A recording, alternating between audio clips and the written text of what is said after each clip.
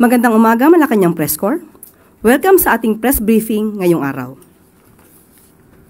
Nais natin ipabatid, hindi po natatapos sa pagsisilbi ng mga courtesy resignation sa mga pagtanggap at pagtanggi rito ng Pangulo. May natanggal, may nanatili. Sa mga nanatili, nasa kanila pa rin po ang tiwala ng Pangulo. Ngunit hindi ibig sabihin ay dapat maging kampante. There will be a continuing performance evaluation. They will always be on notice because they serve at the pleasure of the President. Mas mabilis at mas epektibo na paglilingkod para sa mga Pilipino ang nais ng ating Pangulo. Ano ba ang nais ni Pangulong Marcos Jr.? Iniutos ng Pangulo sa DTI na siguraduhin na naaayon ang mga school supplies sa tamang presyo. Kaya ang DTI sa pamumuno ni Secretary Roque ay nagsagawa ng inspeksyon sa mga pangunahing pamilihan, partikular na rito sa Divisoria. Mabilis na aksyon ang nais ng Pangulo para mabantayan at mapanatiling abot kaya ang mga gamit pang eskwela para sa pamilyang Pilipino. Panoorin po natin ito.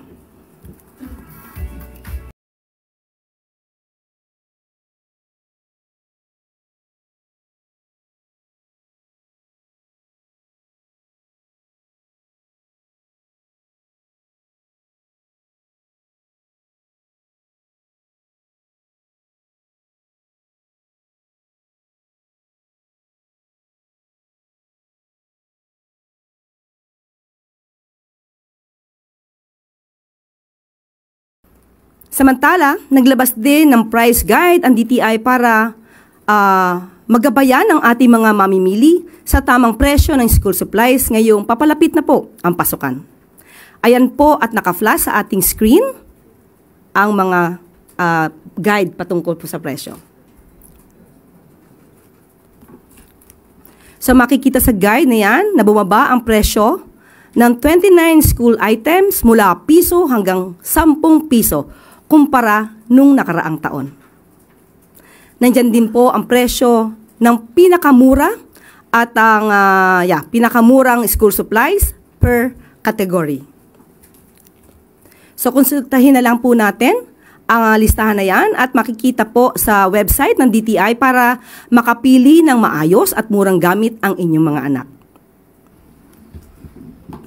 At maaari na po tayong tumanggap ng inyong mga katanungan. Eden Santos, Net 25. Yusek, good morning po.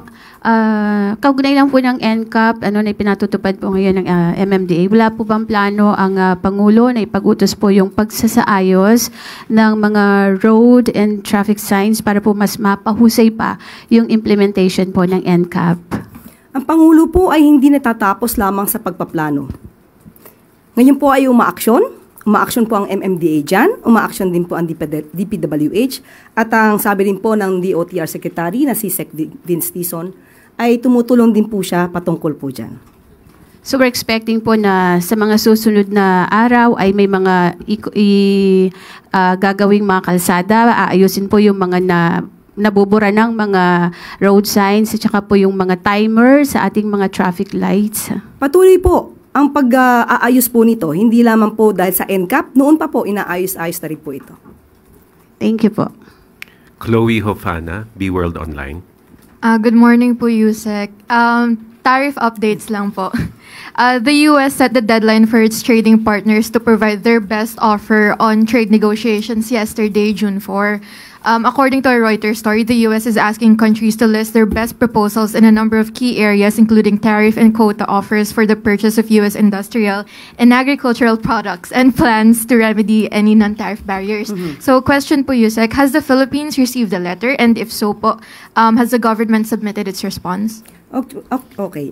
Actually, according to the Department of Trade and Industry and Office of the Special Assistant to the President for Investment and Economic Affairs. They are in constant communication with the U.S. Trade Representative, but they cannot divulge or give any details about this because we are covered by the confidentiality agreement. So hanggang dun lang po ang ating masasabi. Okay, so follow-up question na lang siguro, Yusek. What is the current status na po of the negotiations, especially with the U.S. self-imposed deadline set to expire in 5 weeks? Yeah. Meron pong deadline, pero again, hindi ko po masasabi yung ibang detalye because of the confidentiality agreement. Opo, pero tuloy-tuloy po yung pakikipag-ugnayan po nila sa U.S. representative. And so far, satisfied naman po tayo sa talks na nangyayari? Yes, opo. Okay. Thank you, Yusek. Ann Soberano, Bombo Radio.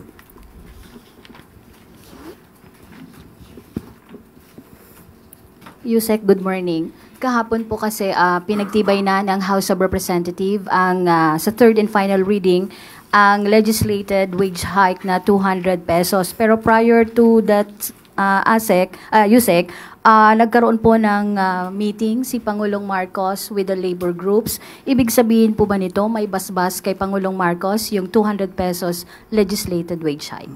Ito lamang po ang mensahe ng Pangulo. And I quote, "We will look at the economic implications of this and how to resolve this with the opinion of the wage boards, since the wage boards are also the creations of the Congress." So nais po ng Pangulo na maibigay kung ano po ang makakabuti sa mga manggagawang Pilipino. Titignan ng lahat ng aspeto at ang concerns ng lahat ng stakeholders. Yun po. Okay. So ibig sabihin po niyan, Yusek, aaprubahan ni Pangulong o lalagdaan ni Pangulong Marcos ang nasabing batas? Pag-aaralan pa po ito at nandiyan pa po ang Senado. Hindi pa po natatapos sa Senado ang usapin na yan. At katulad po ng sinabi ng ating Pangulo, ititignan po ang anumang economic implications patungkol po dito. Pero nais po ng Pangulo na maibigay ang nararapat at mas makakabuti sa manggagawang Pilipino. Salamat po. Thank you. That was the last question, Yusek. Oh, okay. At bago po tayo magtapos, meron pa rin po tayong good news. Dahil nais ni Pangulong Marcos Jr. na paigtingin ang kampanya laban sa illegal na droga, tuloy-tuloy ang operasyon ng ating mga law enforcement agencies concerned. Nagkaroon ng 63 anti-illegal drug operations ang PIDEA sa huling linggo ng Mayo, taong kasalukuyan. Target ng mga operasyong ito, hindi lamang ang malalaking drug syndicates, kundi pati na rin ang small-scale peddlers at drug dens na patuloy na nambibiktima ng mga Pilipino. Kabilang sa mga isinagawa ng PIDEA ang 44 buy-bus operations, 7 marijuana eradication operations, 7 search and seizure raids, at 5 interdiction efforts. Nagresulta ang mga ito sa pagkakahuli ng 91 drug personalities, kabilang na ang drug pushers, drug den owners, employees at clients, possessors, couriers at importers. Ayon kay Chief PNP Nicolas Torre, pinapaalala niya sa mga pulis, huli, hindi patay. Panoorin po natin ito.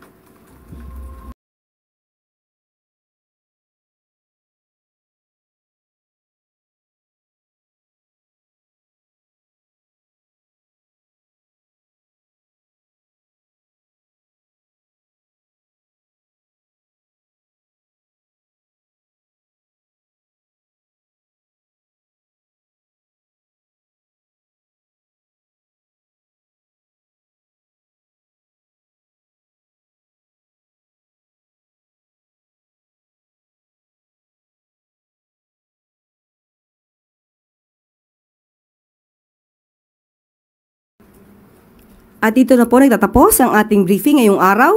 Maraming salamat Malacanang Press Corps at magandang tanghali para sa bagong Pilipinas.